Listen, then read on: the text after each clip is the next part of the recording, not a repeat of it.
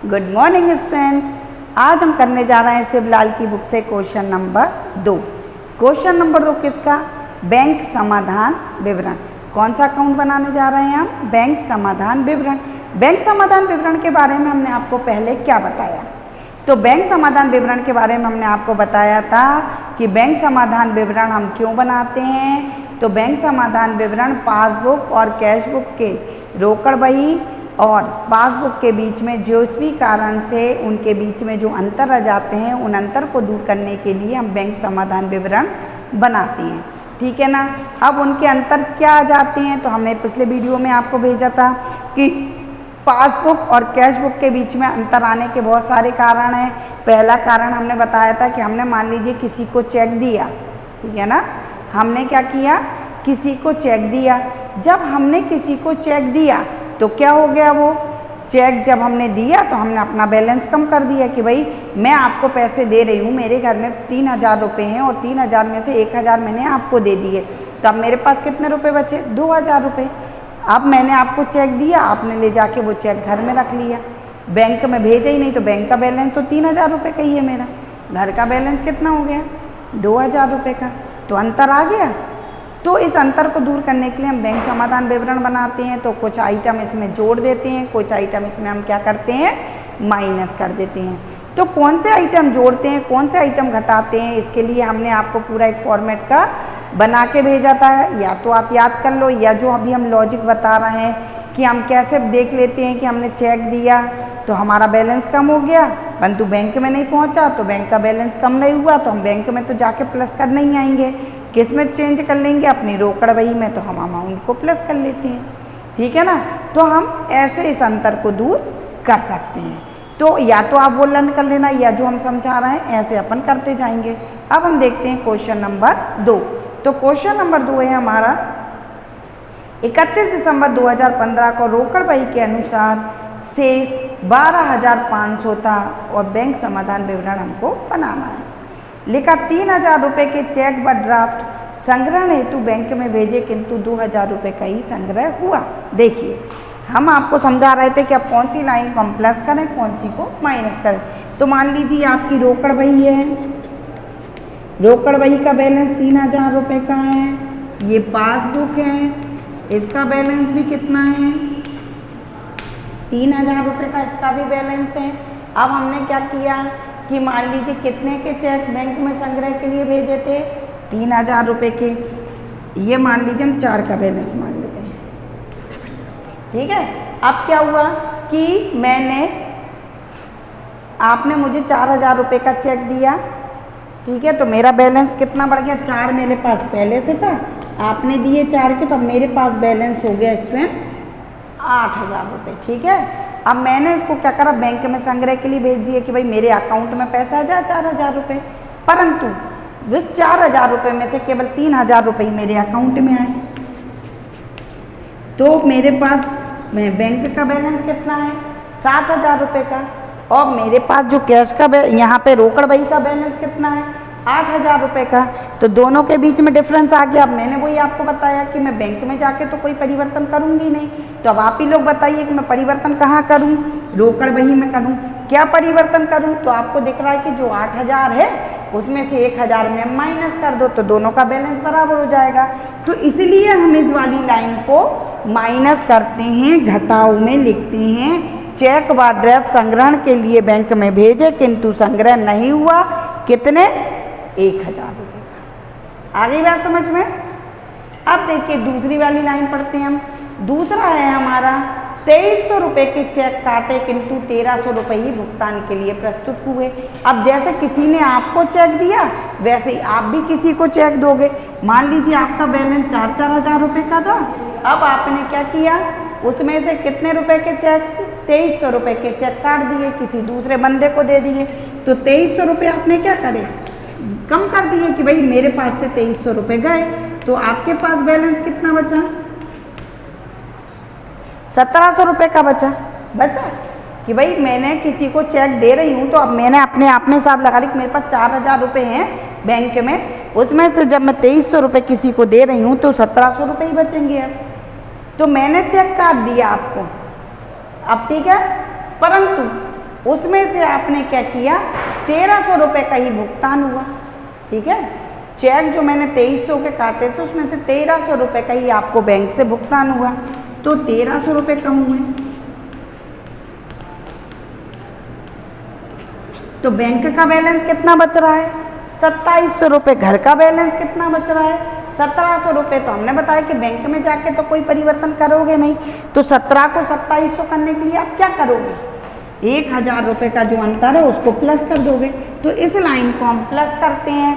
Check निर्गमित किए गए किंतु भुगतान के लिए प्रस्तुत नहीं हुए, कितने रुपए के, 1000 रुपये के। ठीक है ना।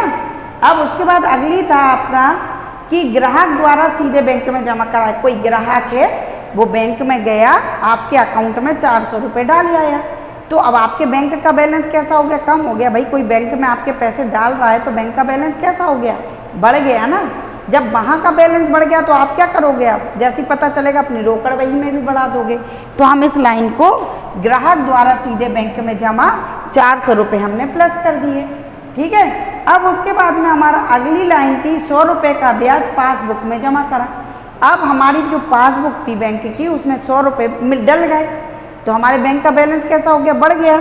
तो हमने यहाँ पे भी प्लस कर दिया, बैंक के पासबुक में ब्याज जमा, कितने का, ये ब्याज पास में बुक में जमा।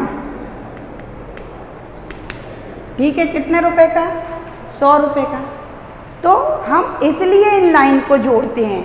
ठीक है। तो हमने आपको बताया, या तो आप हमारे लॉजिक से चल रहे हो कि बैंक का बैलेंस कोई भी कारण से बढ़े, कोई बैंक में पैसा डाल आया तो बैंक का बैलेंस बढ़ गया, तो आप जब ये लाइन दी रहा है रोकड़ बही के अनुसार डेबिट बैलेंस, तो आप अपने इधर का बैलेंस बढ़ा दो, मतलब यहाँ प्लस कर दो।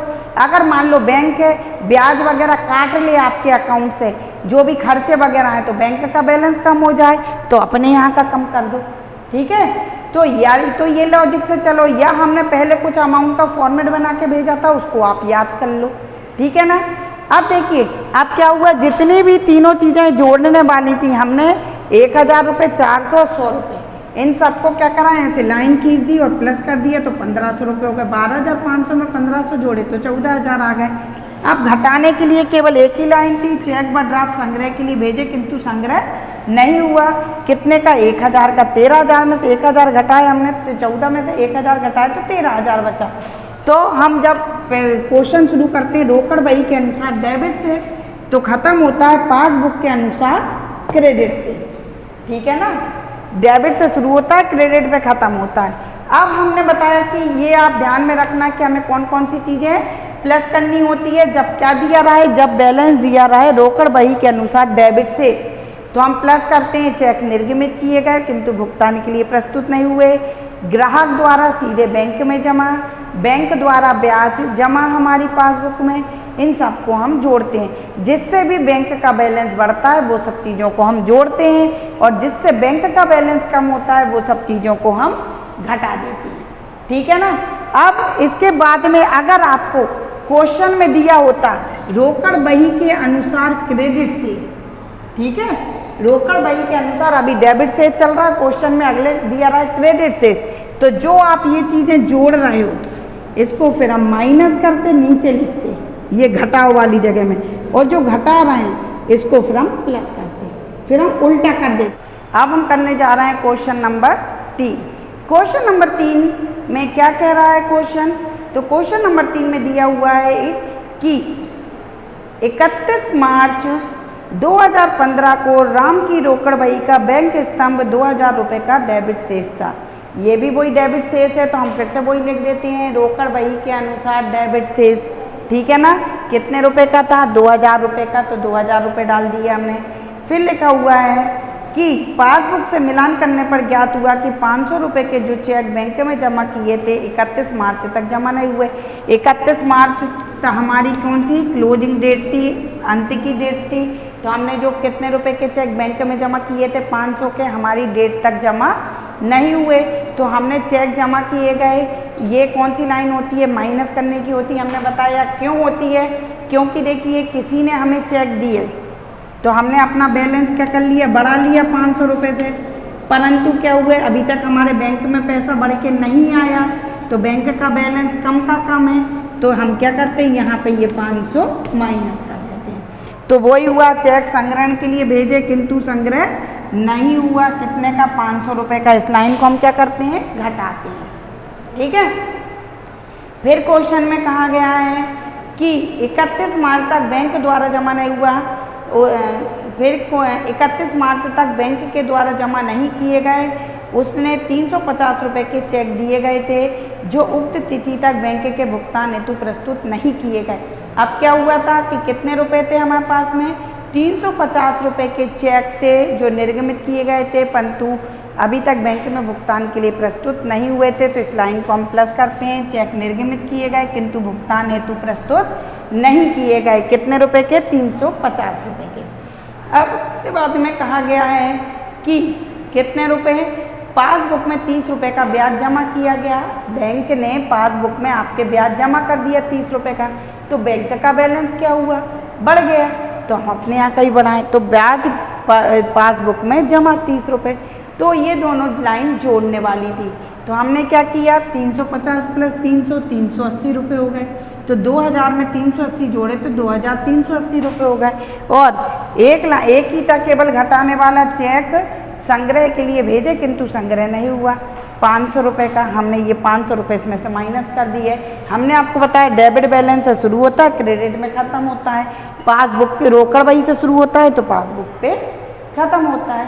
ठीक है, आगे बात समझ में। अब हम करने जा रहे हैं क्वेश्चन नंबर 4।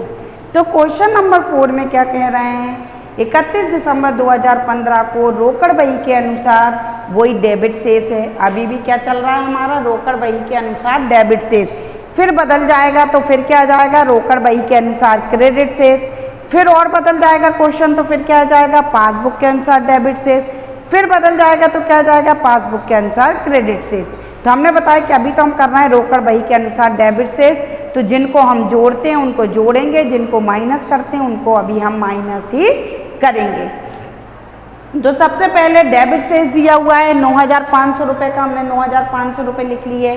फिर कहा गया था 1000 रुपये के चेक जारी किए गए किंतु 8050 रुपये के चेक ही भुगतान के लिए प्रस्तुत किए। वही हमने बताया कि जारी किए गए मतलब हमने दिए दूसरे को, तो अपने जैसे मैं आपको कुछ दे रही हूँ, मेरे पास 2000 रुपये हैं, उसमें से मैं आपको 1000 रुपये दे रही हूँ, तो मैं क्या लिख दूंगी कि 1000 रुपये गए तो मेरे पास कितने रुपए बचे, 1000 रुपये। तो चेक जारी किए गए का मतलब होता है कि हम किसी को दे रहे हैं, तो हमारा बैलेंस हमने कम कर लिया। परंतु उसमें से जो आपके बैंक खाता था उसमें से केवल 850 रुपये ही काटे गए और आपने कितने माइनस करे, 1000। कितने ज़्यादा करे, 150 रुपये। तो उठा के 150 रुपये क्या करोगे आप, वापस जोड़ दोगे। तो वही चेक निर्गमित किए गए या जारी किए गए किंतु भुगतान के लिए प्रस्तुत नहीं हुए। कितना, जितना बैलेंस कम हुआ, 150 रुपये। समझ गए, कितना था, 1000। कितने का था, 1000 रुपये का था। 1000 में से 850 का ही भुगतान हुआ, कितने का नहीं हुआ, 150 रुपये का, तो उसको प्लस कर दो। ठीक है, फिर अगला है 1500 रुपये के चेक संग्रह के लिए भेजे। ये संग्रह वाली लाइन को हम हमेशा क्या करते हैं, माइनस करते हैं। तो चेक कितने के भेजे थे संग्रह के लिए, बैंक में 1500 रुपये के, किंतु 1200 रुपये का संग्रह नहीं हुआ। 300 का हो गया होगा, जितने का नहीं होता हमको वो लिखना होता है। तो कितने का नहीं हुआ, 1200 रुपये का संग्रह नहीं हुआ। तो हमने क्या किया, संग्रह वाली लाइन को हम माइनस करते हैं, तो ये लिखा घटाओ, चेक संग्रह के लिए भेजे किंतु संग्रह नहीं हुआ। जितना हो जाता है उससे मतलब नहीं होता हमको, जितना नहीं होता उससे मतलब होता है। तो 1200 रुपये हमने डाल दिया। ऐसे ऊपर भी देखो 1000 के चेक भेजे थे, 850 रुपये का संग्रह हो गया था, तो हमें हो गया वाली नहीं चाहिए होता, कितना नहीं हुआ हमको वो अमाउंट चाहिए होती है। ठीक है, फिर अगला था 100 रुपये का ब्याज। अब ब्याज आपके पासबुक में मिल गया, बैलेंस बढ़ गया, अपने इधर का बैलेंस बढ़ा लो। ठीक है, उसके बाद में कहा है ग्राहक द्वारा सीधे बैंक में जमा, बैंक का बैलेंस बढ़ गया, अपने इधर प्लस कर दो। फिर अगला क्या है, 400 रुपये का बीमा प्रीमियम का भुगतान बैंक द्वारा किया गया। बैंक द्वारा आपके खाते में से 400 रुपये का पेमेंट कर दिया, बैंक का बैलेंस कम हो गया, अपने इधर का कम कर दो। ठीक है, तो हमने ये जो प्लस वाली थी अमाउंट माइनस वाली थी, इनका सफिशिएंट रीजन बता दिया। या तो आप अमाउंट को याद कर लो कि किसको प्लस करते हैं किसको माइनस करते हैं, या जो हमने लॉजिक बताया इससे वर्क कर लो। अब हमने प्लस प्लस वाली अमाउंट को आपस में प्लस कर दिया, तो कितना हो गया 400, 500, 600, 650 को प्लस कर दिया, इसमें 10,150 हो गया हमारा। अब क्या किया हमने, जो माइनस वाली अमाउंट थी उनको भी आपस में प्लस कर लिया, 1200 और 400 तो हो गई 1600, और इस अमाउंट में से इसको माइनस कर दिया, 8,550 बचा। अब देखिए रोकड़ बही के अनुसार शुरू होता है और पासबुक के अनुसार खत्म होता है। तो बस हमें इतना ही ध्यान में रखना है कि जब भी हम एक टिक को याद कर लो, हम किसके अनुसार, रोकड़ बही के अनुसार डेबिट बैलेंस को हम याद कर लो कि कौन कौन सी अमाउंट को जोड़ते हैं। तो हमने बता दिया कि जिससे बैंक का बैलेंस बढ़ जाए तो अपने पास रोकड़ बही का बैलेंस बढ़ा लो, उसको जोड़ दो, उसका बैलेंस कम हो जाए अपना बैलेंस कम कर लो। तो बस यही है कि जिसका बैलेंस पास बैंक में बढ़ता है तो अपनी कैश बुक का बढ़ाओ, बैंक का कम होता है तो अपनी कैश बुक का माइनस करो। इसी के अकॉर्डिंग फिर अपन और क्वेश्चन करेंगे। तो जो अभी प्लस कर रहे हैं वो माइनस कर देंगे, जो माइनस कर रहे हैं वो प्लस कर देंगे। कब करेंगे, जब ये लाइन चेंज हो जाएगी।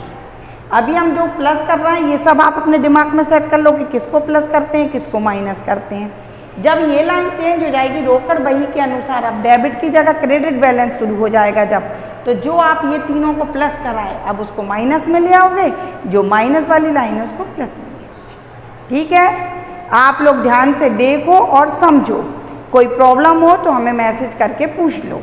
ठीक है, okay bye, have a nice day.